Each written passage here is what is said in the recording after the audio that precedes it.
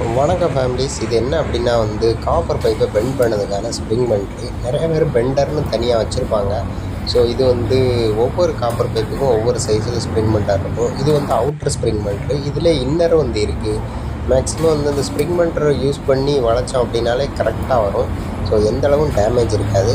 அந்த இடத்துல இதை யூஸ் பண்ணது ரொம்ப நல்லது. இது என்ன அப்படின்னா spring bender outer spring bender இதில் யூஸ் பண்ண முடியாது. ஸோ இதுக்குன்னு தனியாக இன்னர் ஸ்ப்ரிங் பெண்டர்னு தனியாக இருக்குது. அதை யூஸ் பண்ணலாம். ஸோ இப்போ இன்னர் ஸ்ப்ரிங் பெண்டரை போட்டு யூஸ் பண்ணாதனால என்ன ஆயிடுச்சு அப்படின்னா இந்த மாதிரி பிஞ்ச் ஆயிடுச்சு. ஸோ இந்த பிஞ்ச் ஆகிறது ஏசியில் ஒரு மாதிரி சவுண்டு கேட்குறது, அப்புறம் மறுபடியும் லீக் ஆகிறது, அந்த மாதிரி கம்ப்ளைண்ட் வரும்.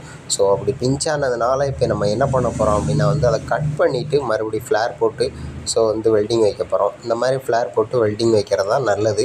ஒன்று ஸ்ப்ரிங் பெண்டர் யூஸ் பண்ணுங்கள், இல்லைனா அதை கட் பண்ணிவிட்டு கரெக்டாக ஜாயின் பண்ணி மறுபடியும் யூஸ் பண்ணுங்கள்.